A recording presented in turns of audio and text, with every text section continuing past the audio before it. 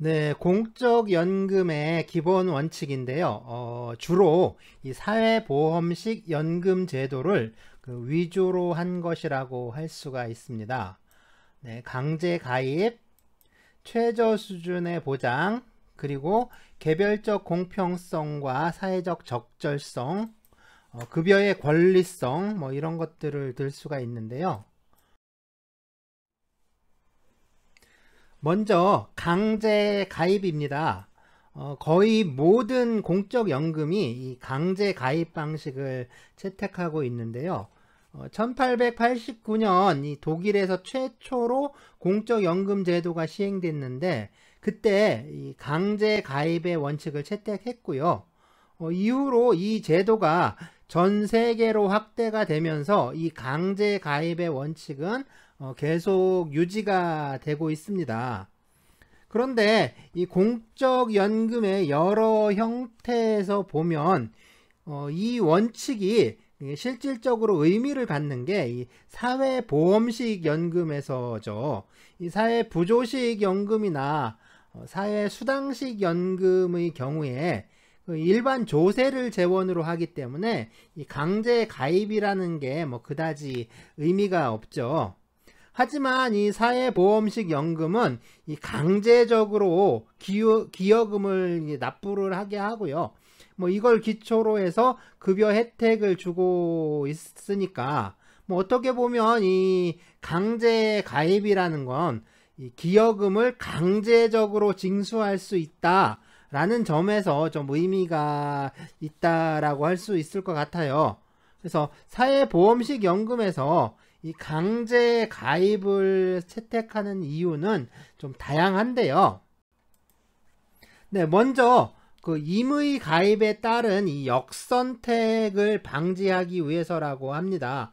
네, 역선택이요. 그러니까 adverse selection이라고 했는데 이거 좀 중요하겠죠? 예, 역선택. 네, 중요합니다. 원어로도 좀 알아두시는 게 좋겠죠. adverse selection. 네, 꼭 알아두시기 바랍니다. 그러면 예를 한번 들어볼까요? 이 의료보험을 임의 가입으로 해서 이 민간 보험회사에서 판매를 한다라고 가정을 해보죠. 그럼 보험회사가 이제 의료보험료를 책정을 좀 하려면 이제 각각의 개인들이 어떤 그 질병에 걸릴 확률에 대해서 좀 정확한 정보를 갖고 있어야 하는데요. 하지만 그런 정보를 좀 알아낸다는 게 뭐 거의 불가능하죠. 그러니까 이 사회 통계상의 그 평균 질병률에 기초를 해서 그러니까 보험료를 부과할 수밖에 없는 거죠. 그러니까 사람들이 평균적으로 질병을 앓는 그 수준에서 보험료를 부과를 하게 됩니다. 그러면 이제 그렇게 되면 이제 좀 젊은 사람들 있죠. 젊고 이제 건강한 사람들은 그러니까 이 평균 질병률보다 그 질병률이 낮기 때문에 그러니까 이제 보험료가 높다라고 생각을 하는 거예요. 그러니까 돈만 내고 이제 받는 게 없다. 뭐 이제 그런 생각이 드는 거죠. 그런 생각이 들면 이제 보험을 해약을 하게 됩니다. 그러면 이 수지 균형의 차원에서 그러니까 이제 수입과 지출의 균형이겠죠. 이러한 수지 균형의 차원에서 그러니까 보험회사에서는 보험료를 올릴 수밖에 없어요. 그러면 이 보험료에 또 비춰 봤을 때 이 보험료보다 또 이제 낮은 질병률을 보이는 사람들이 또 이제 보험에서 또 탈퇴를 하고 그러니까 이제 보험을 해약하는 거죠. 그러면 또 이제 보험료는 또 인상이 되는 거죠.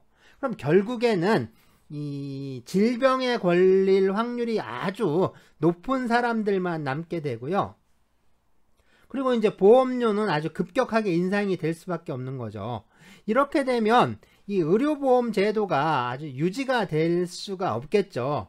그래서 이 강제 가입 방식을 채택을 하게 되면 이 보험을 해약하고 그러니까 탈퇴를 할 수가 없으니까 뭐 이와 같은 문제점을 좀 방지할 수 있다고 합니다. 그래서 이게 이제 역선택의 문제고요. 또 이 강제 가입 방식을 채택을 하게 되면 그 사람들을 대규모로 가입시킬 수가 있으니까 네, 그래서 위험 분산 기능이 좀 극대화되는 그런 장점이 있는 거죠. 또 무엇보다도 이 규모의 경제를 통해서 보험료를 좀 낮출 수 있다고 합니다. 네, 역시 그 규모의 경제를 통해서 이 관리 운영비를 또 절감할 수 있다라고 하는데요.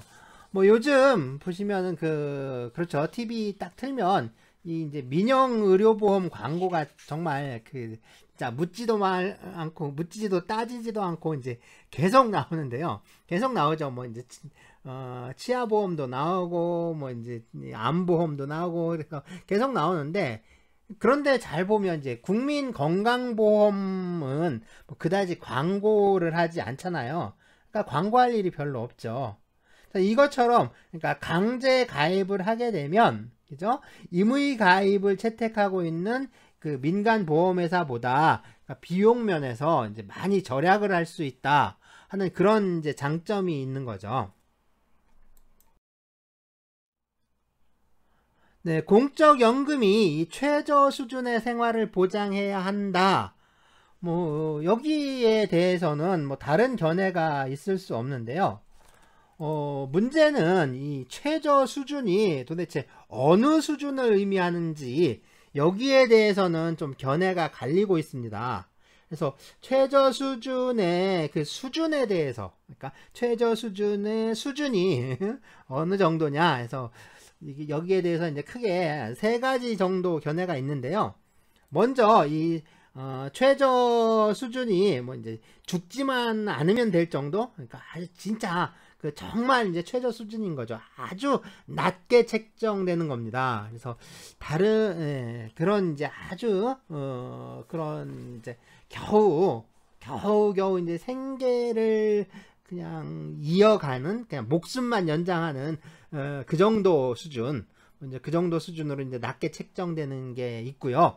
이게 이제 아주 낮은 수준이라면 반대로 이제 좀 아주 높게 책정하는 건데요. 그러니까 다른 어떤 경제적 보장 제도들 있죠. 그러니까 뭐 기업연금이라든가 뭐 개인연금, 뭐 개인보험, 뭐 이런 거, 이런 다른 경제적 보장 제도 없이, 그러니까 이 공적연금만 받아가지고도 아주 안락한 생활을 누릴 수 있는 정도로, 그 정도로 이제 높은 수준으로 좀 이해하는 견해가 있고요.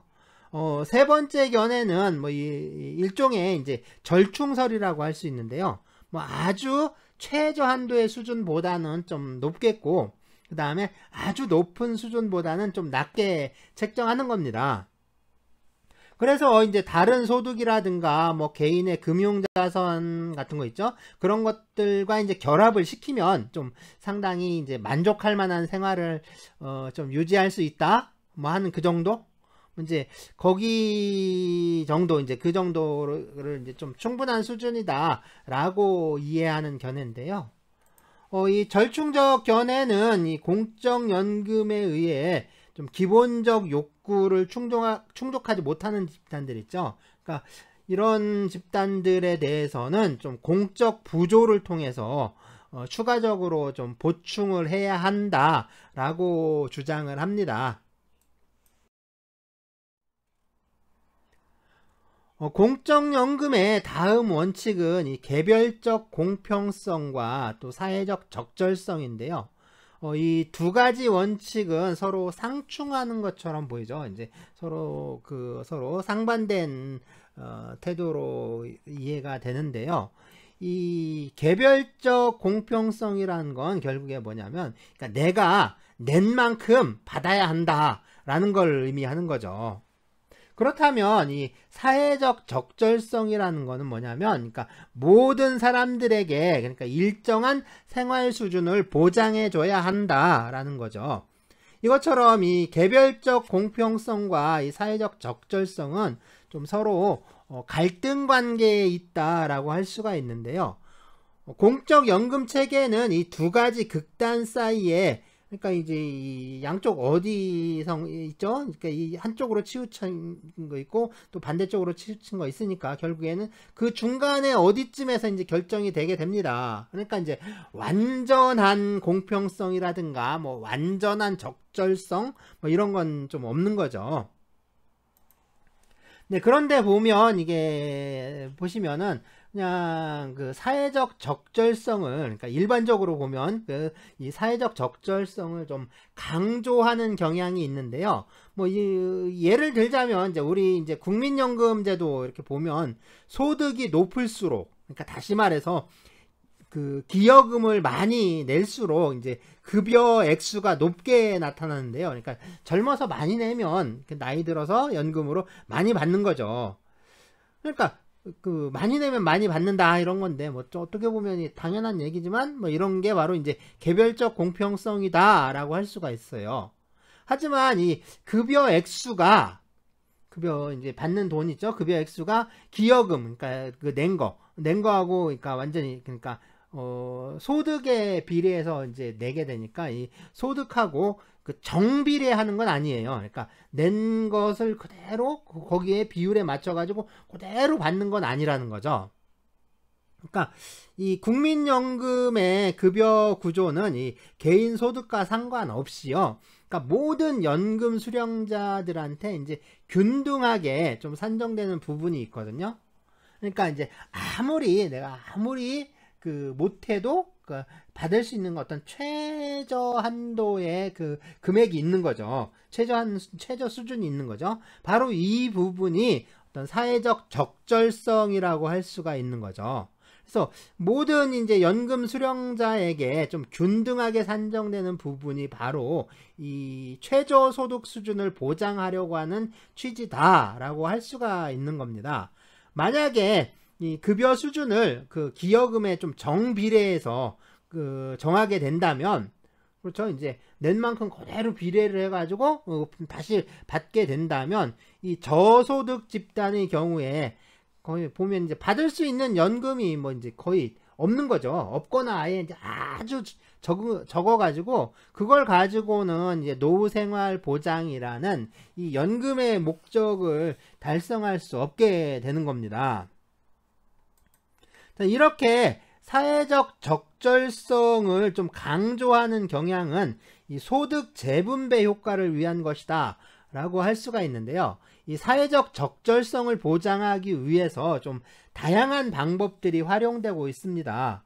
그래서 이 연금 급여를 좀 구조적으로 이 저소득층에게 유리한 방향으로 좀 계산을 하는 방법, 그러니까 계산 방법을 좀 도입을 한다거나, 아니면 이제 배우자나 어린 자녀들에 대한 뭐 급여를 지급한다거나, 또는 이제 초기에 그러니까 가입한, 아주 일찍 가입한 그 노령 세대에게는 좀 유리한 혜택을 주는 방법들, 뭐 이런 것들이 좀 있습니다.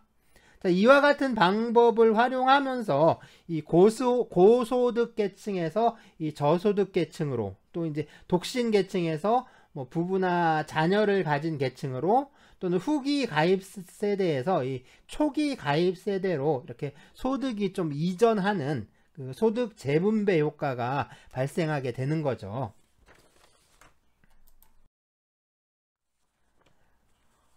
네, 이 사회보험식 연금에 있어서 이 급여는요, 이 수급권자의 권리로서 지급이 되는 겁니다.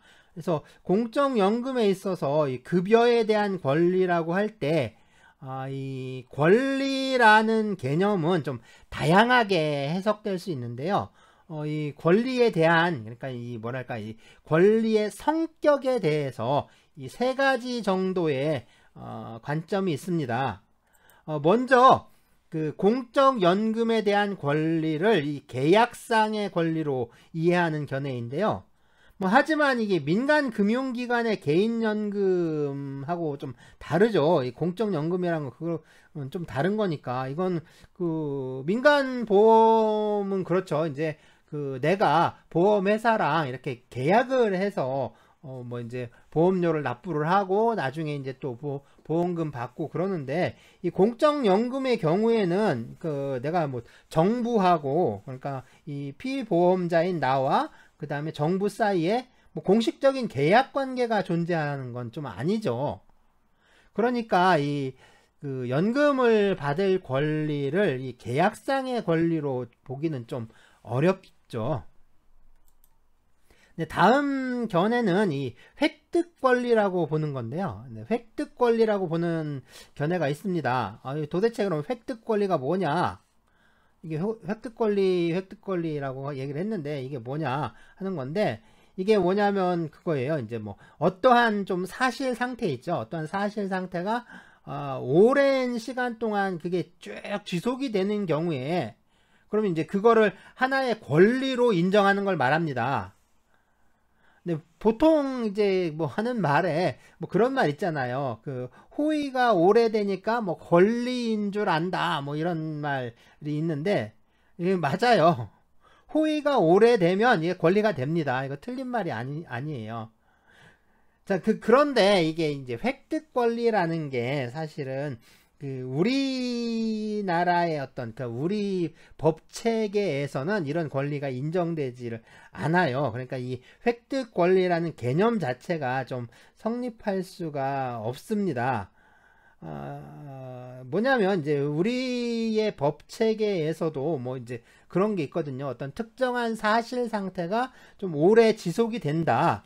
그러면 이 사실 상태가 그 실질적인 권리 관계에 일치하느냐 아니냐 뭐 이런 걸 안 따져요. 이런 건 따지지도 않고, 그러니까 묻지도 않고 따지지도 않고 그러한 사실 상태를 권리로 인정하는 경우가 좀 있어요. 그래서 이게 이제 뭐냐면 이제 그 오래되면 이제 권리가 이제 인정이 되는 거죠. 자, 그런데 이제 권리가 있는데 또 권리를 오랫동안 행사하지 않으면 또 권리를 소멸시키는 경우도 있거든요. 자, 이게 내가 이제 그런 경우 이제 먼저 볼게요. 내가 어떤 물건의 주인은 아니에요. 내가 그 소유권자는 아닌데, 내가 이제 그 물건을 그러니까 오랫동안 그 내가 주인처럼 또 주인 의식을 갖고 이 물건을 지배하는 경우에, 그런 경우에 이 물건의 소유권을 취득할 수가 있습니다. 네, 그래서 이런 거 이제 권리를 취득하는 것을 취득시효라고 하고요. 그 다음에 이제 오랫동안 권리를 행사하지 않으면 권리가 소멸한다고 했죠. 이런 거를 이제 소멸시효라고 하는데, 네, 시효라는 말에서 알 수 있듯이, 그러니까 소멸시효, 뭐 취득시효 하는데, 이 시효라는 말에서 알 수 있듯이 이거는 뭐 시간의 효과라고 할 수가 있어요. 그런데 어쨌든 권리가 형성되려면, 여기서 형성된다는 건 그러니까 권리가 새로 생겨나는 것뿐만 아니라 그 권리가 소멸하는 것도 같이 포함된 개념이거든요. 그러니까 이렇게 이제 권리 변동이 일어나려면, 권리를 취득한다거나 권리를 상실하려면 그 뭐 당사자 사이에 계약이 있거나 또는 이제 법률의 규정이 있어야 하거든요. 그러니까 이게 딱 두 가지 경우밖에 없는 거예요. 그래서 계약으로 정했거나 아니면 법률로 정했거나, 이런 두 가지 경우인데, 그러니까 이제 미국식의 획득 권리라는 건요, 그러니까 우리나라에서는 어떤 법률상 권리에 해당합니다. 그러니까 법률의 규정에 의해서 형성되는 권리라고 할 수가 있는 거죠. 그런데 이걸 왜 획득 권리라고 했냐면, 뭐 사실 이게 이제 지금 우리가 보고 있는 요 체계가 어떤 그 사회보장 체계라든가 사회복지 체계다 보니까, 이게 이제 그 뭐랄까 이제 법 체계랑 우리 법 체계랑 그게 약간 좀 안 맞는 측면이 있어요. 그래서 주로 이제 사회복지 전공하신 분들이 그 미국 쪽 영향을 많이 받잖아요. 그러다 보니까 이제 미국식 이론들이 많이 들어오다 보니까 이게 이제 법이론하고 잘 안 맞다 보니까 이제 뭐 획득 권리라는 용어라든가 이런 개념이 좀 사용되고 있습니다. 근데 어쨌든 이거는 뭐 이제 그 법률의 규정에 의해서 형성되는 권리이기 때문에, 뭐 지금 우리 법제에서는 뭐 크게 의미가 없고요. 뭐 그 외국도 마찬가지입니다. 이거 크게 그러니까 뭐랄까 크게 이제 이게 이제 문제된다거나 아니면은 이게 이제 지지를 받는다거나 뭐 지지를 받는 견해다 뭐 이렇게 하기는 좀 어렵고요. 자, 이제 마지막으로, 그렇죠, 이제 법령상의 권리로 보는 견해인데요. 이 공적연금 중에 뭐 퇴직준비금이라든가 이 강제가입식 개인연금 같은 경우에는 이거는 이제 그 계약상의 권리로 이해할 수 있는데, 다른 경우들 있죠. 다른 경우, 그러니까 사회보험식 또는 사회부조식, 그 다음에 사회수당식, 이 공적연금들은 결국엔 법률상의 권리로 이해할 수밖에 없습니다.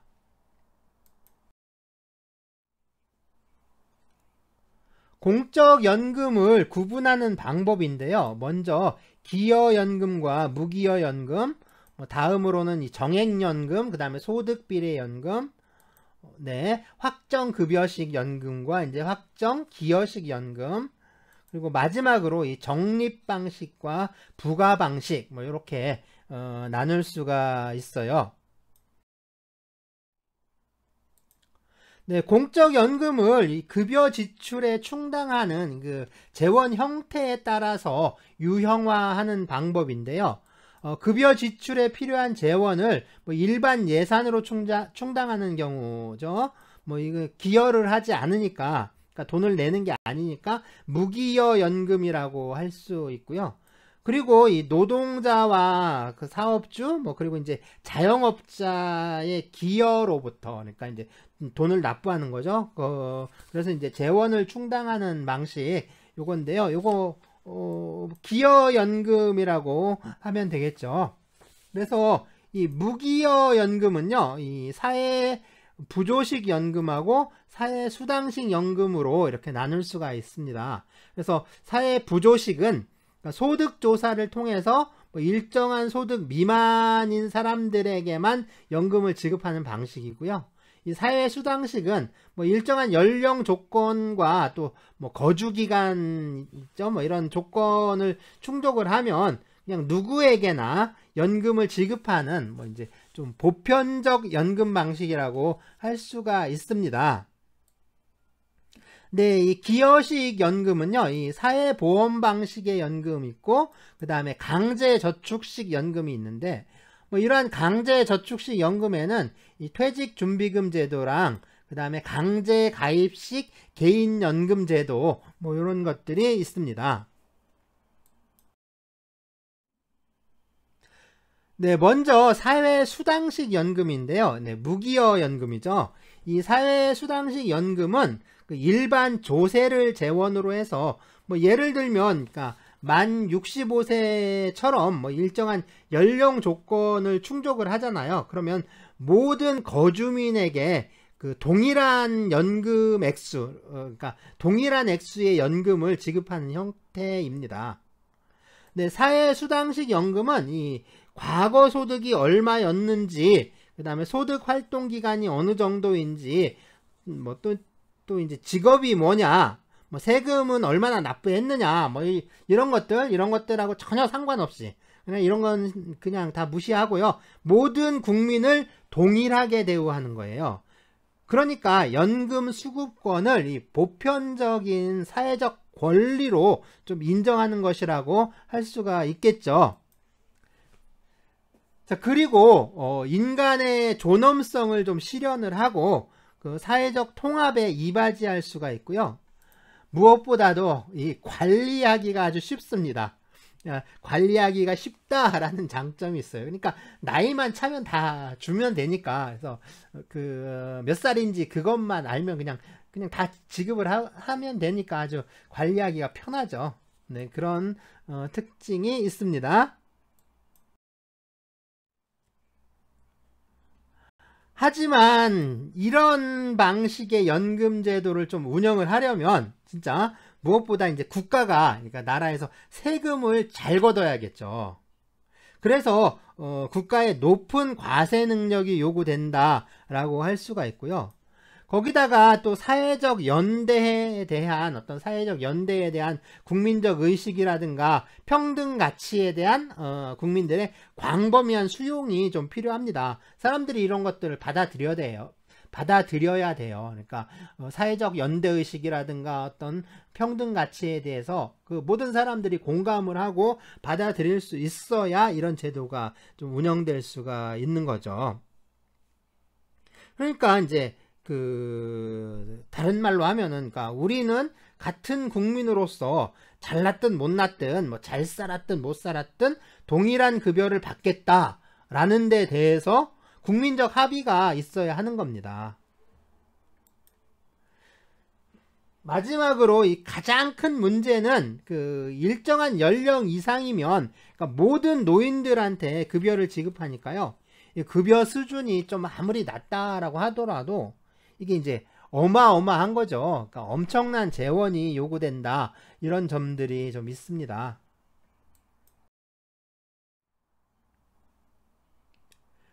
역시 무기여 연금인데요. 이 사회부조식 연금입니다. 그래서 일정 소득 이하의 이 저소득층 노인에게만 연금을 지급하는데요.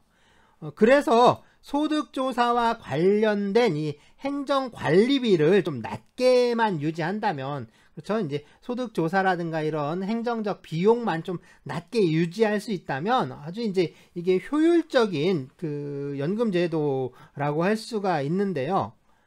네, 하지만 이 소득조사를 하면서, 그렇죠? 이제 연금을 받는 이 수급자에게 좀 수치심을 유발을 합니다. 아, 넌 가난한 놈이야 라는, 뭐 했어 뭐 이런 얘기가 되잖아요. 그래서 뭐랄까 좀 떳떳한 권리라기보다는 어떤 이제 구걸을 하는 느낌, 이렇게 거지한테 이렇게 주는 거 그거 받는 느낌, 뭐 이런 그런 식의 어떤 정말 모욕감이라든가 수치심 이런 것들을 유발하게 되는 거예요. 그러니까 이제 이게 인간의 존엄성에 이게 역행을 하게 되는 거죠. 또 뭐냐면 이게 권리 개념이 아주 약할 수밖에 없습니다. 그래서 이게 정치적 상황이나 뭐 경제적 상황에 따라 뭐 지급 대상이나 뭐 이제 급여 수준이 막 이렇게 변동될 수 있는, 그러니까 왔다 갔다 할 수 있는 그런 단점이 또 있어요. 그래서 이게 무기여 연금을 운영하는 좀 대부분의 국가들이 최저 생계비에 좀 못 미치는 급여를 지급하는 경우가 많은데요. 그래서 이 무기여 연금을 운영하는 이 대부분의 국가들은 이 사회부조식이라든가 또는 사회수당식 연금 하나만 이렇게 단독적으로 운영하는 것보다는 다른 공적연금 제도와 함께 운영하는 게 좀 일반적입니다. 그래서 예를 들자면 65세 이상의 노인들에게 이 사회수당식 연금을 기초연금으로 또 지급을 하고, 또 이제 특별히 그 다음에 저소득층 노인들에게는 사회부조식 연금을 추가적으로 지급을 하는 거예요. 그리고 나머지 또 일반 노인들은 사회보험 방식의 어떤 소득 비례 연금을 또 지급받아서 뭐 생활하는 그런 시스템, 뭐 그런 시스템들이 이제 갖춰지는 거죠.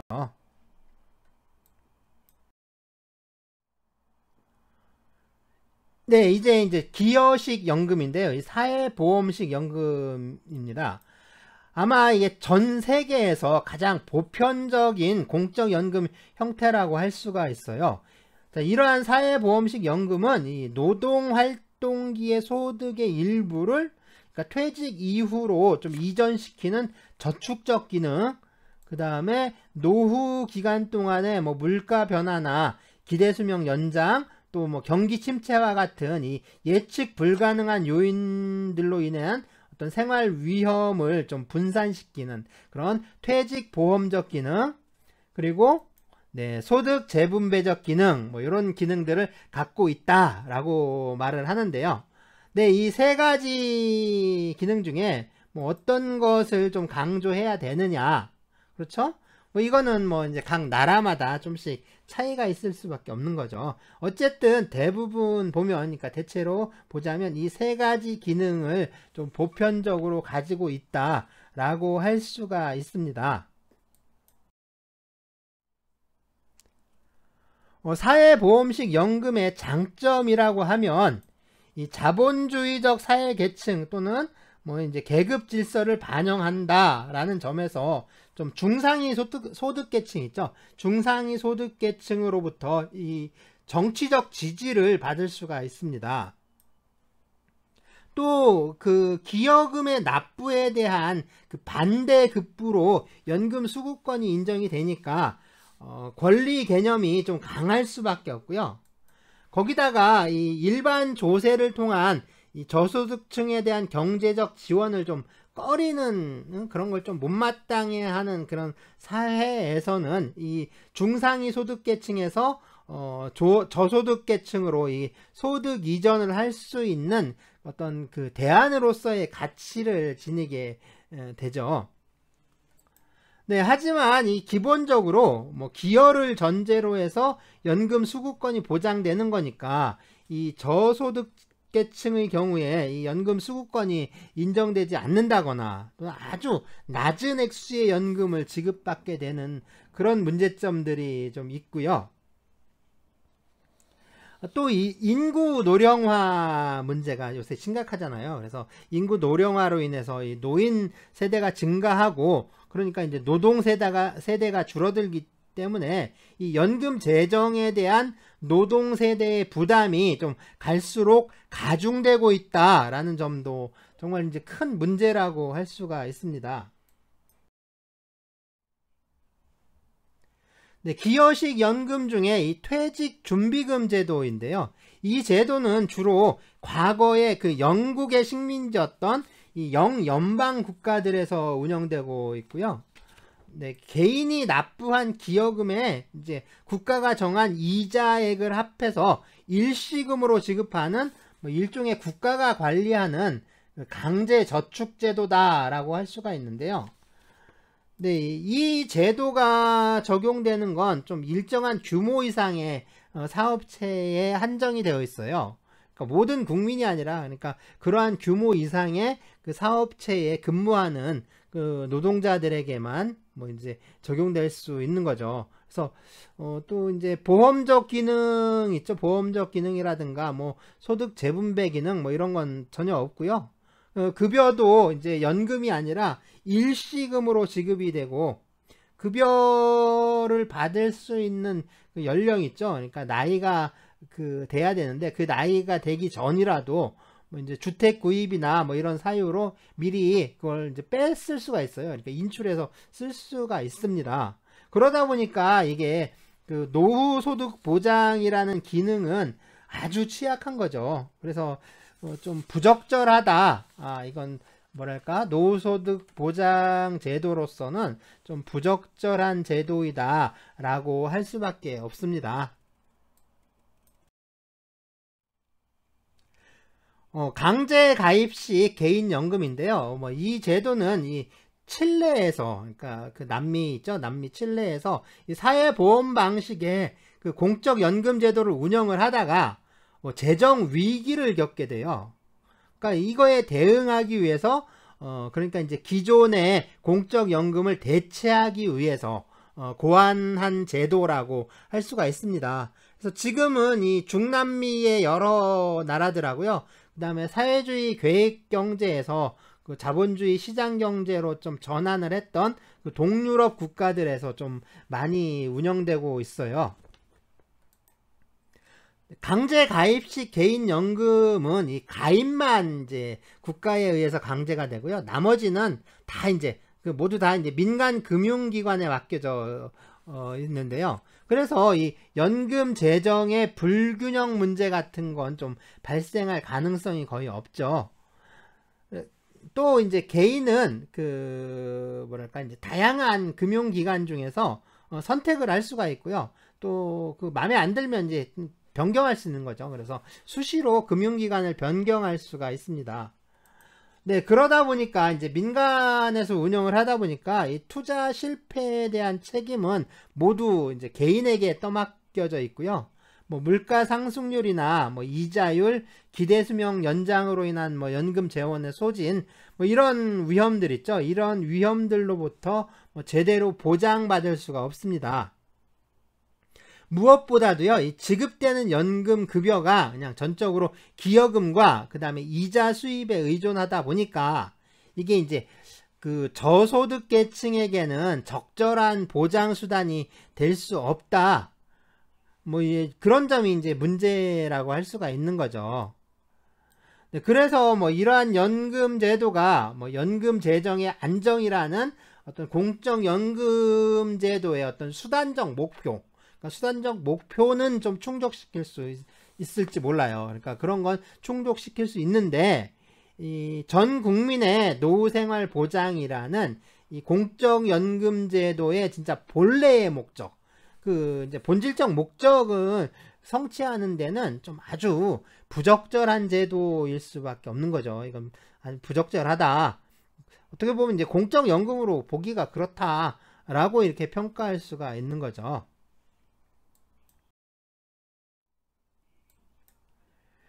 네, 공적 연금은 이 연금 급여액의 소득 연계 여부에 따라서 이 정액연금과 또 소득 비례 연금으로 이렇게 구분할 수가 있습니다.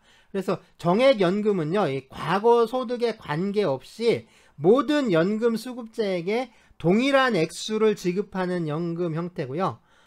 소득 비례 연금은 퇴직 전에 일정 기간 동안의 평균 소득이라든가 아니면 그 생애 노동 기간, 그러니까 전생에 노동을 했던 그 기간 동안에 평균 소득에 비례를 해서 그 연금 급여액을 지급하는 그런 연금 제도라고 할 수가 있습니다. 자, 여기서 좀 주의할 건요, 이 소득 비례 연금이라고 하더라도 반드시 이 연금 급여액이 이 소득에 정비례하는 건 아니다. 그러니까 정비례하지는 않는다라고 하는 사실입니다.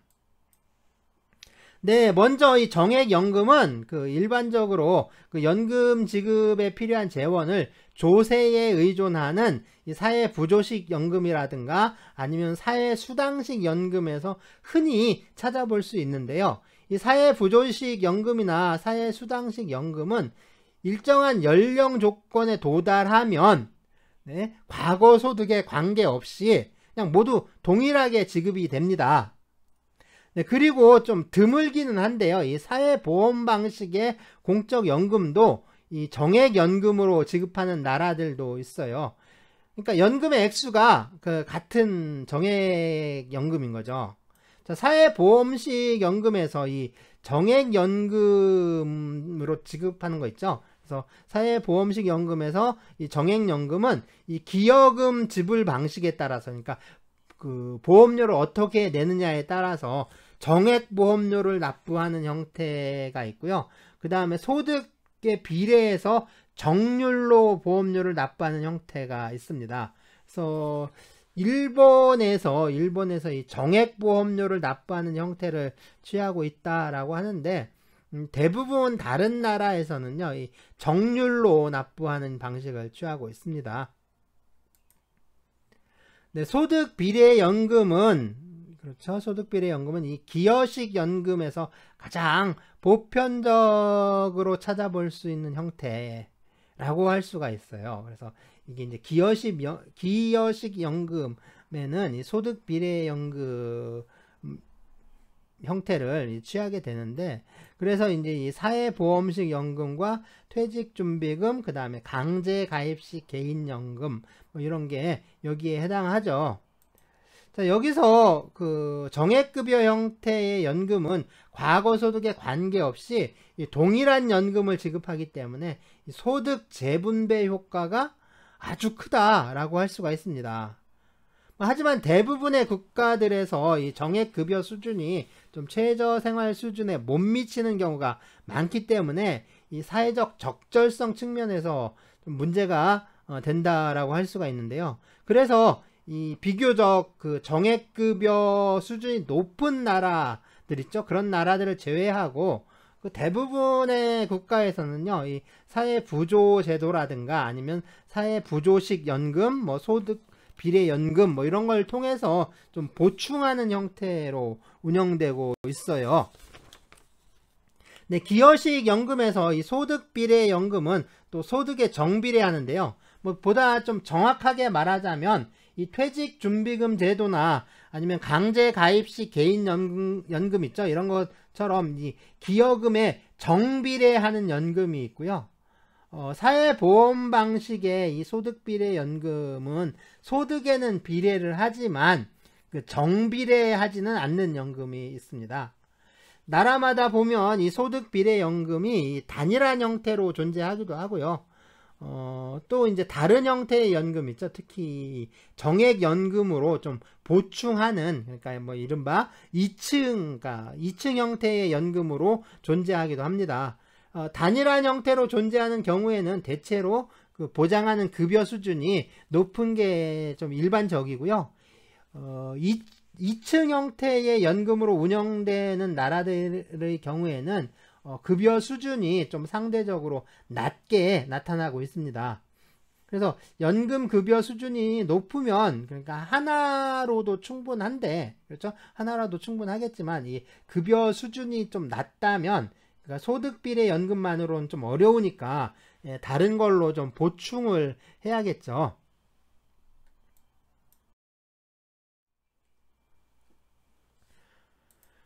네, 공적연금, 특히 기여식 연금의 경우인데요. 먼저 기여자들이 기여를 합니다. 그러니까 사회보험식 연금의 경우에 이제 보험료를 납부하는 거죠. 그리고 이제 이 기여금을 재원으로 해서 일정한 연령에 도달을 하면 급여를 지급받게 되는데요. 이게 이제 공적연금은 이 급여의 산정 방식에 따라서 이 확정 기여형 연금하고요.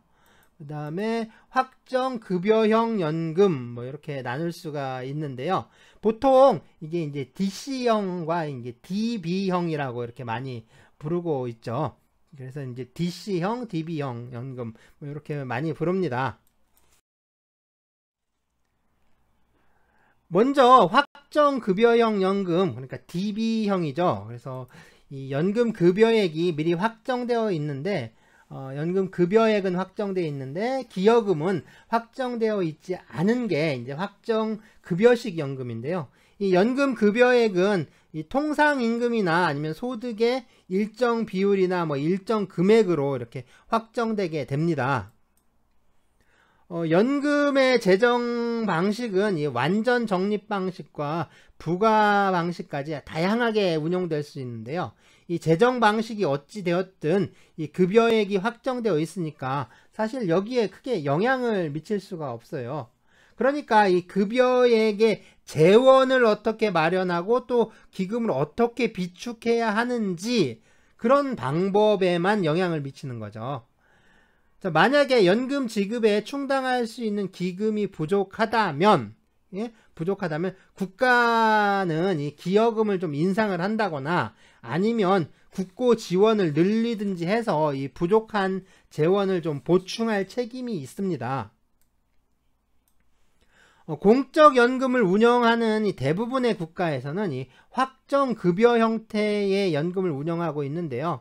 이거는 퇴직 후 그 노후 생활 기간 동안에 좀 안정적인 급여를 보장할 수 있다라는 거죠. 그래서 이제 노후의 경제적 불안정에 대한 그 불안을 해소시켜 줄 수가 있고요. 무엇보다 이제 개인이 좀 예측을 한다거나 뭐 통제하기 어려운 것들 있죠. 뭐 물가 상승이라든가 경기 침체, 뭐 이자율이라든가 뭐 기대 수명의 연장, 뭐 이런 위험들을 좀 사회 전체적으로 분산시켜서 대응할 수 있다라는 장점이 있습니다. 네, 하지만 이제 인구 노령화라든가 뭐 경기 침체와 같은 이유로 인해서 그 급여와 또는 급여 지출에 그 필요한 재원 사이에 좀 불균형이 생기는 경우에, 그러니까 이런 불균형이 좀 악화가 될 때는 그렇죠, 연금 급여 지출이 그 이제 정치적 이유로 이제 축소가 될 수 있는 거예요. 그러니까 이제 뭐랄까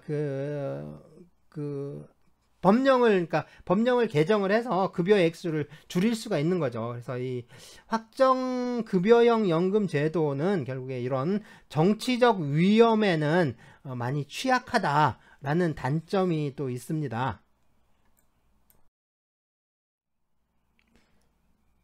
DC형, 그러니까 이제 확정 기여형 연금인데요. 이 확정 기여형 연금은 그 개인이 납부해야 하는 기여금만 확정되어 있고 이 급여 액수는 확정되지 않은 경우입니다. 그래서 연금 급여액은 이 적립한 기여금과 또 기여금의 투자 수익에 의해서 결정되기 때문에 사전에 급여액이 얼마나 되는지, 그러니까 그걸 이제 알 수가 없는 거죠. 그러니까 내가 이제 계속 얼마나 내고 그 다음에 그걸 투자 수익은 또 얼마일지 그거를 이제 알기가 좀 힘든 거죠. 그러니까 이게 나중에 얼마 받을지 이게 좀 불투명한 경우입니다. 자, 원칙적으로는요, 이 개인이 납부하는 기여금하고 뭐 거기에 대한 이자 수입이 모두 이제 그 개인별 계정으로 관리가 되고요. 사전에 적립이 됩니다. 하지만 이 구조적으로 보면 이 투자에 따르는 위험 있죠. 이거 역시 전적으로 좀 개인이 부담해야 하고요. 물가 상승이라든가 뭐 경기 침체, 이자율, 뭐 기대 수명 연장과 같은 위험들 역시 모두 개인에게 전가가 됩니다. 그러니까 이런 위험에 대한 대응 능력이 아주 취약한 거죠. 네, 확정 기여형 연금은 뭐 이론적으로 이 연금 재정에 불균형이 발생하지를 않는데요. 왜냐하면 그 사전에 적립된 기여금과 그 이자 수입에 따라서 그 연금 액수가 결정되는 구조이기 때문에 그렇죠. 그러니까 들어온 돈을 잘 굴려서 다시 주는 거죠. 그래서 돌려주는 금액이 정해져 있지 않으니까 그냥 지급 당시에 있는 만큼, 그러니까 줄 수 있을 만큼만 주면 되는 거죠. 현재 이 서구 사회에서 이 공적 연금의 재정 위기가 좀 발생하는 주요한 원인이 주로 이제 인구 노령화와 또 이제 그러니까 기대 수명의 그 연장, 그 다음에 이제 경제 성장이 저하되는 거, 그리고 고령의 노동자들이 그 조기 퇴직하는 그러니까 조기 퇴직이 이제 대량으로 발생하는 거죠. 이런 사유들인데, 이 확정 기여형 연금 제도 하에서는 뭐 이렇게 예측하기 어려운 그 사회 경제적 현상이 발생하더라도 이 재정 위기가 발생하지 않아요. 그러니까 재정이 줄어들면 그러니까 연금 급여도 줄어드는 거잖아요. 그러니까 이 재정이 줄면 연금 급여도 줄여서 지급하면 되니까 이게 큰 문제가 발생하지를 않는 거죠. 또 정치적 논리에 의해서 연금급여 수준을 낮추는 이 어떤 정치적 위험으로부터도 좀 보호받을 수 있다라는 장점도 있습니다. 그러니까 이 공적 연금 재정의 불균형 문제를 해소해서 연금 재정을 유지하고 보호할 수 있다라는 장점이 있는 거죠. 자, 이런 확정 기여형 연금 제도를 좀 채택하게 되면, 그죠? 뭐랄까, 우리가 관가할 수 없는 게, 그죠? 이제, 이 공적 연금이 보호해야 하는 게 좀 국민의 노후 생활이란 점입니다. 그래서 이 어떤 그 확정 기여형 연금 제도를 채택을 해서 국민의 노후 생활에 대한 불안정의 대가로 좀 연금 재정을 보호한다라는 거, 이거는 그 사회보장제도의 취지에 반하는 것 아니냐, 이렇게 이제 말할 수 있는 거죠. 게다가 이 확정 기여형 연금은요, 이 노동활동기에 그 개인 소득 중에 일부를 그냥 퇴직 이후로 이전하는 것에 불과하기 때문에 결국엔 그러니까 부익부 그다음 빈익빈 현상을 초래하게 되고요. 그래서 뭐 소득 계층 간 또 이제 세대 간의 사회 통합에 기여하지 못하게 된다라고 할 수가 있습니다.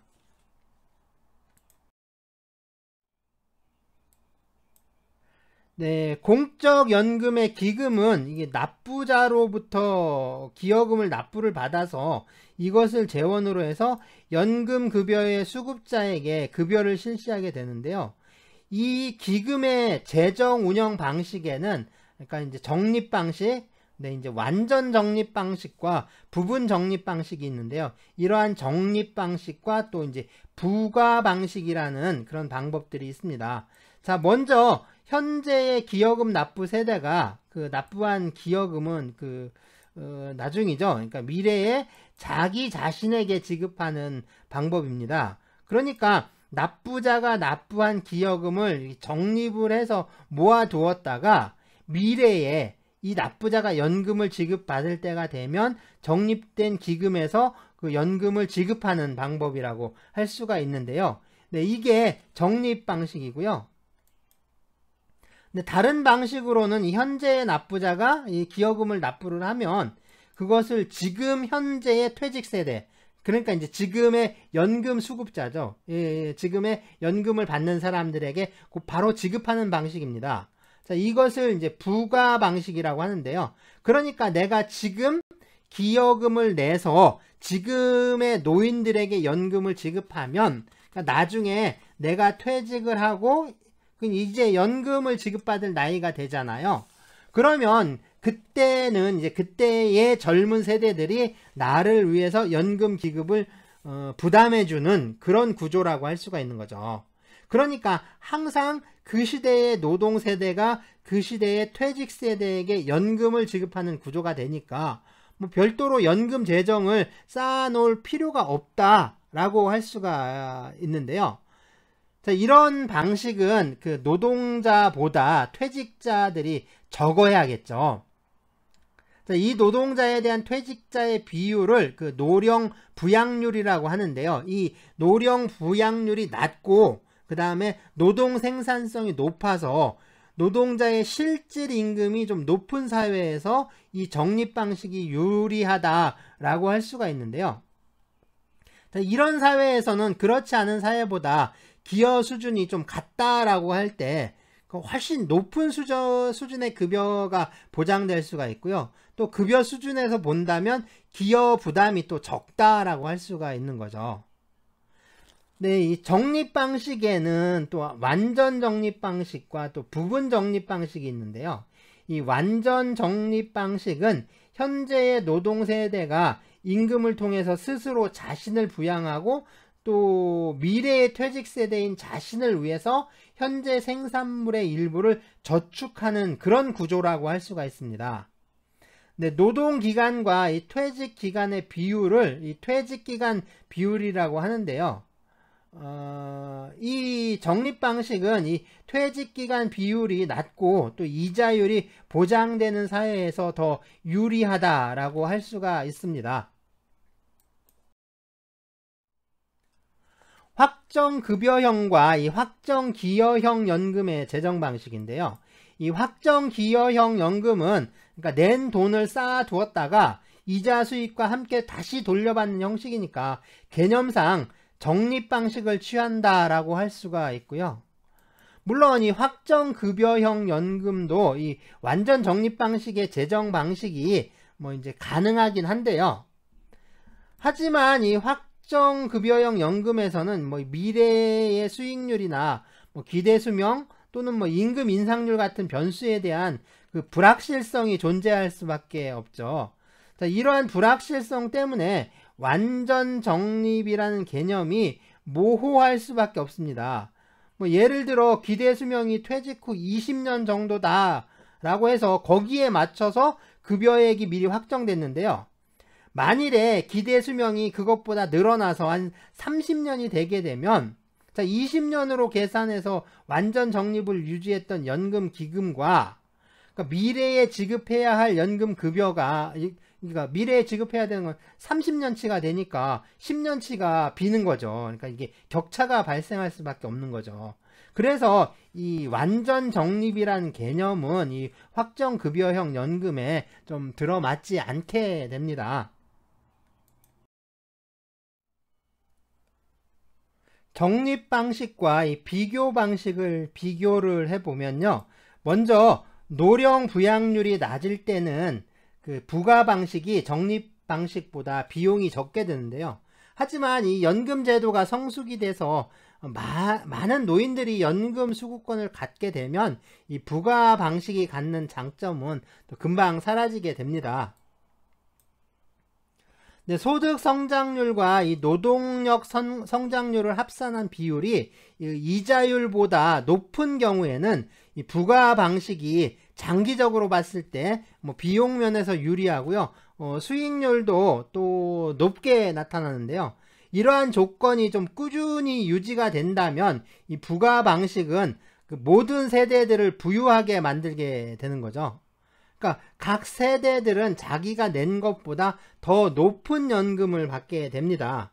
하지만 반대로 이 소득 성장률과 노동력 성장률의 합산 비율이 이자율보다 낮다면, 그러니까 완전 적립 방식이 부가 방식에 비해서 오히려 좀 유리하고 또 수익률도 높아지게 되죠. 자, 공적연금의 재정 방식을 둘러싼 논쟁에서 이 주된 초점은 사회보험 방식의 연금과 강제 가입에 의한 개인연금의 경우입니다. 뭐 사회수당식 연금이나 사회부조식 연금의 경우에 이게 이제 뭐 축적된 기금 없이 그냥 일반 조세를 재원으로 하기 때문에 이 부가 방식이라고 할 수도 있는데, 부가 방식이라고 할 수도 있지만 이 조세가 연금 지급뿐만 아니라 다른 국가 영역에서의 재원도 포괄하고 있죠. 그러니까 국가의 수입과 연금 지출의 관계는 좀 불투명하다라고 해야겠죠. 네, 퇴직준비금 제도는 이 적립 방식에 기초하고 있긴 하지만 일반적으로 봤을 때 이 노후 보장 수단으로서 좀 부적절한 제도로 받아들여지고 있죠. 자, 그러면 이 공적연금의 재정 방식으로서 이 부가 방식과 적립 방식 중에 어느 걸 선택해야 하느냐, 뭐 이런 문제인데요. 자, 이러한 판단을 위해서는 결국에 여러 그 사회적 위험에 대한 대응 능력들을 좀 비교해 보는 방법이 있을 것 같아요. 그래서 먼저 이 인구학적 위험입니다. 특히 요새 이제 노령화가 심각한 문제가 되고 있죠. 그래서 이러한 인구학적 위험에 좀 부가 방식이 좀 취약한 것으로 알려져 있는데요. 그러니까 부가 방식에서의 수익률은 그 임금 성장률과 이 노동력 성장률의 합에 의해서 결정되는데, 인구 노령화는 이런 노동력 성장률을 떨어뜨릴 수밖에 없죠. 그래서 이 적립 방식에 비해서 수익률이 낮아질 가능성이 많이 이제 생기는 거죠. 그러니까 그런 가능성이 좀 높아지게 됩니다. 하지만 이 적립 방식 역시 그 인구학적 위험에서 좀 자유로울 수 있는 건 아닌데요. 그러니까 인구 노령화가 진행이 되면 자본에 비해서 이 노동의 희소 가치가 높아지고, 그러다 보면 이 연금 자산의 가치가 떨어지게 됩니다. 거기다가 이제 연금 수급자들이 그 노후 소득을 좀 얻기 위해서 이 연금 자산을 또 대량으로 또 매각하게 되면 그 자산의 어떤 시장 가치가 더욱 떨어질 수밖에 없는 거죠. 네, 세대 간 위험인데요. 이 세대 간 위험은 이 경기 침체나 전쟁 또는 재난이나 뭐 금융 위기와 같은 위험을 의미하는데요. 자, 부가 방식은 이러한 위험을 좀 세대 간에 적절하게 분산할 수 있는 그 장점이 있는데, 적립 방식은 이러한 위험에 대처하기 어렵죠. 뭐 예를 들어서 전쟁이 발생해서 뭐 기여금 납부가 줄어들면, 그렇죠, 적립 방식의 경우에는 그럼 이제 전쟁을 치렀던 세대는, 그 세대는 나중에 적립된 기금이 적으니까 연금 급여가 확 줄어들 수밖에 없는 거죠.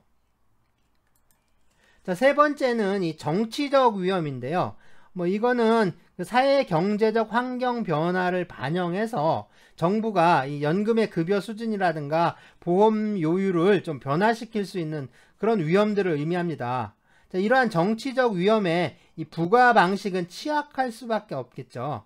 그러니까 현재의 노동 세대로부터 현재의 퇴직 세대로 바로 지금 이전하는 구조를 취하고 있으니까요. 정부가 이 연금법을 개정을 해서 급여 수준을 낮추게 되면 곧바로 반영될 수밖에 없는 구조인 거죠. 자, 하지만 이 적립 방식의 경우에는 연금이 개인별로 이렇게 명확하게 재산적 권리로서 보장되고 있으니까 뭐 이에 대한 정치적 간섭의 영향력이 어떤 부가 방식에 비하면 훨씬 약할 수밖에 없겠죠. 자, 한편으로 이 부가 방식은요, 현재 노동세대가 퇴직세대를 부양한다라는 세대 간의 묵시적인 계약이 있다라고 할 수가 있는데요. 이게 이제 개인주의로 인해서 이러한 세대 간 이타주의가 좀 약화가 되고, 또 노령화로 인해서 세대 간의 유대를 좀 유지하는데 비용이 너무 높게 든다, 그 비용이 너무 높아진다, 그러면 이런 세대 간의 좀 묵시적 계약은 또 쉽게 파기가 될 수 있습니다. 그냥 깨버릴 수가 있는 거죠. 물론 이제 이 적립 방식의 경우에도 이 노령화에 의해서 공적인 지출이 증가가 되고, 또 그래서 이 국가 재정상의 불균형이 발생을 하면, 정치적 갈등이 발생하게 되면 나중에 이제 이 연금 자산에 대한 그 과세가 세금이 가중될 수도 있고요. 자, 마지막으로는 이 투자 위험입니다. 그래서 적립 방식의 경우에는 이 투자 위험에 취약할 수밖에 없는데요. 이 적립 방식의 연금이, 그러니까 정부에 의해서 일부 보증되고 있기는 한데, 어쨌든 기본적으로 그 위험은 이 노동자 개인이 그 전적으로 부담해야 하기 때문인데요. 게다가 이 투자 위험이라는 게, 그죠? 가입 기간에만 발생하는 게 아니라 이 연금 수급 기간 내내 좀 항시적으로 존재할 수밖에 없는 거죠. 자, 하지만 이 부과 방식은요, 이러한 위험에 노출된 가능성이 거의 없다라고 할 수가 있습니다. 공적연금의 재정 방식을 결정하는 게 좀 복잡하죠. 그래서 여기서 무엇이 좋고 또 무엇이 나쁘고 한 게 아니라, 뭐 각각의 이 재정 방식의 장단점을 좀 어떻게 적절히 조화시킬 것이냐 하는 문제라고 할 수가 있는데요. 네, 사회보험 방식의 공적연금에 있어서는 이 완전 적립 방식은 거의 불가능하고 또 바람직하지도 않죠. 자, 불가능하다라는 건요, 이 연금 급여액에 영향을 미치는 뭐 이제 기대 수명이라든가 뭐 소득 인상률, 뭐 물가 상승률, 뭐 이런 걸 정확히 예측할 수가 없는 거예요. 그러니까 사전에 급여 지출에 상응하는 기금을 이 완전히 적립해 놓을 수가 없는 거죠. 네, 바람직하지 않다라는 건 이 공적연금이라는 게 국가가 존재하는 한 계속적으로 신규 가입자가 발생하는 그런 개방형 체계이기 때문에 그런데요. 이 연금 가입자와 수급자에게 발생된 이 모든 연금 수급권의 총 현재 가치에 상응하는 자산을 그걸 적립해 놓을 필요는 없는 거죠. 물론 완전 적립에 가까울 정도로 그 기금을 축적해 놓을 수는 있는데요. 하지만 이렇게 기금을 축적해 놓는 건 결국에 국가적인 부를, 그렇죠, 이제 국부의 상당량을 그 연금 재정에 투입해서 그냥 묶어 놓고 있는 거잖아요. 그러면 오히려 심각한 그 자원 배분의 왜곡을 초래를 하게 되고, 전체적으로 보면 이게 국민 경제에 좀 부정적인 영향을 끼치는 거라고 할 수가 있죠. 그래서 사회보험 방식의 연금 제도를 운영하는 국가에서 이 연금 재정을 완전 적립 방식으로 운영하는 국가는 찾아볼 수가 없습니다. 대부분의 국가들의 그 공적연금의 재정 방식은 부과 방식을 기초로 하고 있는데요. 뭐 그렇다고 해서 기금을 전혀 보유하고 있지 않은 건 아니죠. 대체로 이제 1, 2개월 정도의 급여 지출액에 상응하는 기금을 지불준비금이라고 해서, 그러니까 지불준비금이라는 형식으로 보유하고 있는데요. 자, 이러한 적립기금 대비 연간 총급여 지출액의 비율을 흔히 이제 적립률이라고 해요.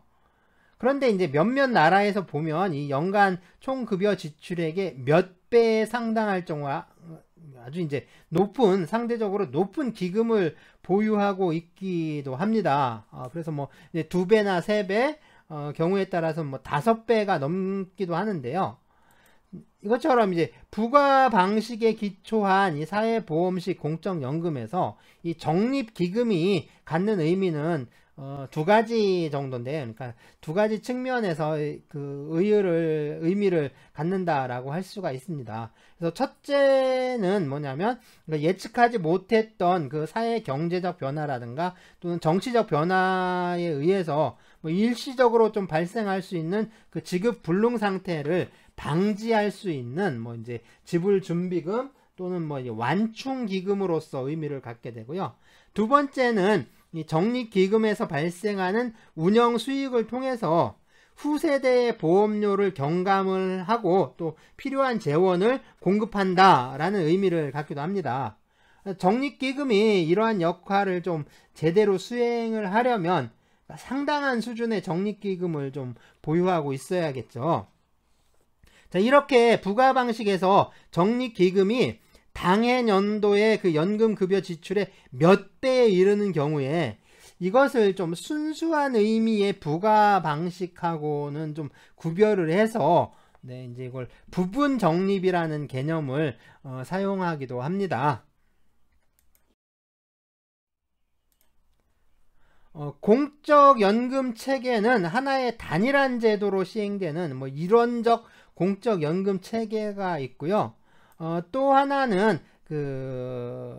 여러 가지 이제 다른 형태의 공적 연금 제도가 서로 유기적으로 결합되어 시행되는 이 다원적 공적 연금 체계가 있습니다. 그래서 독일이나 오스트리아 같은 경우에는 이 사회보험 방식의 소득 비례 연금만 실시하는 이 일원적 공적 연금 체계라고 할 수가 있는데요. 이것과 달리 이제 캐나다 같은 경우에는 사회수당 방식과 사회부조 방식 그리고 사회보험 방식의 공적연금 제도가 서로 좀 유기적인 관계를 맺으면서 그러니까 모두 다 함께 실시가 되고 있습니다. 이런 경우를 다원적 공적연금 체계라고 하는 거죠. 자, 그러면 이제 공적연금과 사적연금의 차이에 대해서 살펴볼 건데요. 공적연금은 이 노령, 장애, 사망과 같은 이 사회적 위험으로 소득 상실이라든가 감소가 생겼을 때 생활의 불안정을 방지하기 위한 사회 제도라고 할 수가 있습니다. 그래서 기업연금이나 또 개인연금 있죠. 그런 이제 사적연금 역시 그러한 위험에 대해서 생활을 보장하는 역할을 수행하고 있다라고 할 수가 있는데요. 그러니까 이제 차이점이 뭐냐라는 거죠. 이런 두 개의 차이점이 무엇이냐라는 건데요. 먼저 가입 방식인데 이 공적연금은 진짜 당연히 법에 의해서 가입이 강제되고 있고요. 하지만 이 사적연금은 이 개인의 자발적인 선택에 의해서 가입하게 됩니다. 그래서 이 사적연금과 달리 이 공적연금에서 가입을 강제하는 건요. 임의 가입의 경우에는 이 위험 발생률이 높은 사람만 가입하는 그런 역선택이 나타나니까, 그렇죠? 그런 역선택을 방지하기 위한 거죠. 그리고 또 이제 규모의 경제를 통해서 위험 분산을 극대화시키고요. 기여금을 낮추기 위한 것이라고 할 수가 있습니다. 자, 무엇보다 위험이 발생했을 때 스스로 대처할 수 없는 사람들에게 미리 대비시키기 위한 것이라고 할 수가 있는 거죠. 자, 일반 이제 저기들 있죠. 그러니까 일반 조세를 재원으로 하는 거, 사회수당식 연금이라든가 사회부조식 연금, 그런 무기여 연금은 이 일반 조세를 재원으로 해서 결국에 연금 급여가 지급이 되는 거니까요. 이 가입이라는 개념이 실질적으로는 아무런 의미가 없죠. 그러니까 가입은 기여식 연금에서 비로소 이제 의미가 있는 것이라고 할 수가 있습니다.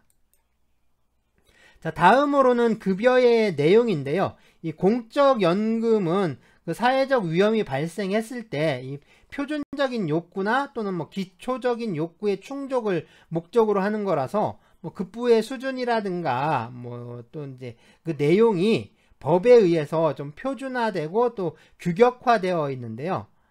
사적 연금의 경우에는 기업이나 개인의 욕구와 또 부담 능력에 따라서 급여 내용의 범위를 좀 다양하게 선택할 수가 있습니다.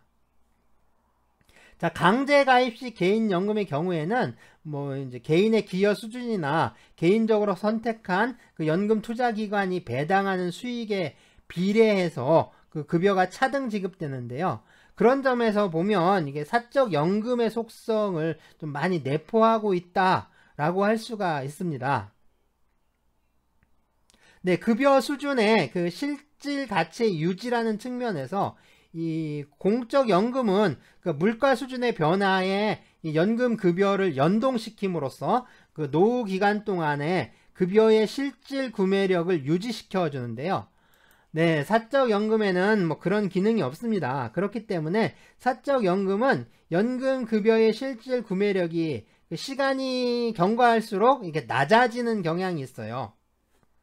자, 한편으로 이제 몇몇 국가에서는 물가뿐만 아니라 이 경제 성장의 혜택을 노동세대와 공유할 수 있게 사회 전체의 소득 수준의 변화에 이 연금급여를 또 연동시키기도 합니다.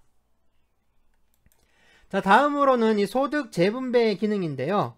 네, 공적연금 당연히 있죠. 소득 재분배 기능이 없다면 그거는 공적연금으로 보기가 어렵겠죠. 네, 사적연금에는 그런 기능이 없습니다. 당연히 없죠. 자, 마지막으로는 지배 원리인데요. 보통 응능부담의 원칙과 수지상등의 원칙을 들고 있는데요. 네, 응능부담 이렇게 씁니다. 능력에 응해서 부담한다 라는 뜻이죠. 자, 공적연금에서 이 기여는 가입자 전체의 그 사고 발생률에 대응하는 평균 보험료의 성격을 갖는데요. 그래서 일반적인 소득 수준의 일정 비율로 부과하는 이 응능부담의 원칙에 따르게 됩니다. 그러니까 능력에 따라 납부하는 것이라고 할 수가 있죠. 하지만 이 사적연금의 경우에는요, 급여 수준과 기여 수준을 일치시키는 그 수지상등의 원칙에 따르게 되는데요. 네, 수지상등. 그래서 이제 수입과 지출을 서로 같게 맞추라는 얘기죠. 그러니까 자기가 연금을 많이 받고 싶으면 뭐 그에 상응하는 많은 기여를 해야 한다라는 뜻이죠. 그러니까 자기가 낸 만큼 받게 되는 거죠. 그래서 노후 생활을 준비할 여력이 없는 저소득층에게 이 사적연금은 노후 보장 수단이 되기가 어렵죠. 자, 한편으로 기여를 부담하는 주체도 공적연금은 노사 공동으로 부담하는 게 일반적이고요. 여기에 보충적으로 국가의 부담이 이루어지고 있고요. 사적연금의 경우에는 그 전적으로 가입자의 기여에만 의존하게 됩니다.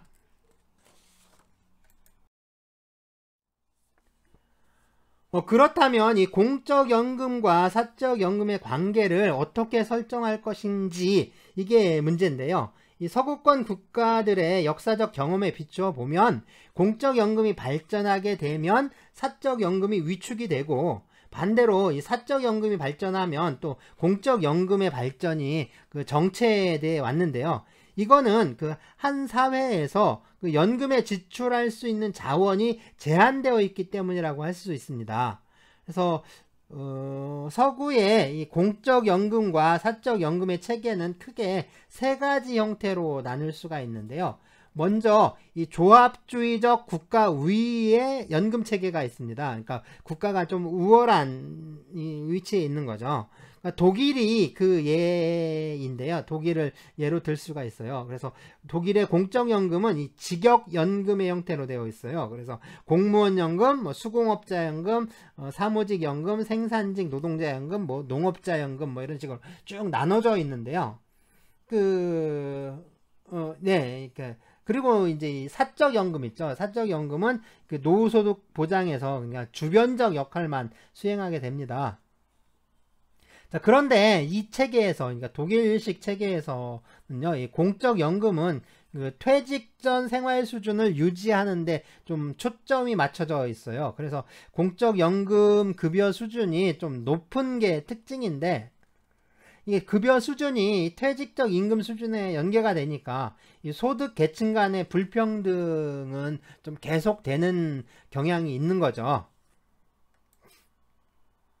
네, 다음으로는 이 자녀적 체계라고 하는데요. 통상 사적연금의 역할이 강조되고 있는 체계입니다. 네, 공적연금은 이 최저 생계보장에 그치고 그 이상은 이 사적연금이 맞도록 하고 있는 이 자유주의적 시장 순응 체계라고 할 수가 있어요. 공적연금의 급여 수준이 좀 낮다 보니까 상대적으로 이 공적 부조가 발달해 있는 편입니다. 마지막으로는 이 보편주의적 국가 지배 체계인데요. 이 체계에서는 사회적 연대의 기초에서 아주 높은 소득 대체율을 가진 공적연금을 제공하고 있는데요. 대표적인 국가가 스웨덴입니다. 그래서 이 스웨덴은 그 사회보장제도가 아주 유명하죠. 뭐랄까요? 공적연금 체계가 이렇게 발달하다 보니까 그 사적연금, 그러니까 기업연금이죠. 기업연금이 있는데 이 사적연금, 이게 노후소득의 원천으로서는 아주 제한적인 역할밖에 하지 않는데요. 그래도 아주 특이한 게 이 기업연금이 전국적 차원의 노사 협약에 의해서, 그러니까 전국적인 차원으로 이루어지는 그 노사 협약에 의해서 그 제공되고 있어요. 그러다 보니까 거의 뭐 이제 보편적인 제도처럼 이제 그 적용되는 거죠. 이제 노동자들한테 거의 이제 보편적인 제도처럼 확대돼서 제공되고 있다고 합니다. 자, 그렇다면 이 우리나라의 연금 체계는 좀 어떨까요? 우리나라의 경우에는 이 공적연금과 사적연금의 관계가 좀 명확하지 않은데요. 그러다 보니까 이 연금 체계가 형성되는 과정에 있다. 우리는 이 형성 과정에 있다라고 보는 견해가 좀 우세합니다. 그러니까 앞으로 어떠한 역할과 관계를 형성하느냐에 따라 좀 달라질 수밖에 없는 거겠죠. 어쨌든 또 이제 어떠한 연금 체계를 취하게 되든 중요한 거는 국민들이 이 노령기에 최저 생활의 수준을 누릴 수 있을 정도의 소득이 보장되어야 한다라는 점입니다. 자, 그런 점에서 이 사적연금의 확대를 통해서 국민의 노후 생활을 보장한다는 목표는 좀 달성하기 어렵다라고 할 수가 있죠. 자, 사적연금은 연금 혜택을 받을 수 있는 사람들이 좀 한정되어 있죠. 그래서 과거의 직업이나 어떤 소득에 의해서 연금 수급권이 또 결정이 되기 때문에 이 저소득층의 노후 생활 보장에 취약할 수밖에 없고요. 물가 상승률이나 뭐 이자율, 기대 수명의 연장과 같은 그런 불확실한 사회적 위험에 대한 대처 능력도 아주 낮을 수밖에 없는 거죠. 그러니까 이 노후 생활에서의 소득 보장은 공적연금이 담당할 수밖에 없고요. 이 사적연금은 이 공적연금을 보충하는 형태를 취하게 해야 됩니다. 자, 우리나라의 공적연금, 국민연금이죠. 그래서 국민연금 제도의 취지를 보면서 이 주제를 좀 마무리할까 하는데요. 국민연금법 제1조입니다. 제1조 목적. 이 법은 국민의 노령, 장애 또는 사망에 대하여 연금급여를 실시함으로써 국민의 생활 안정과 복지 증진에 이바지하는 것을 목적으로 한다. 네, 이렇게 되어 있네요.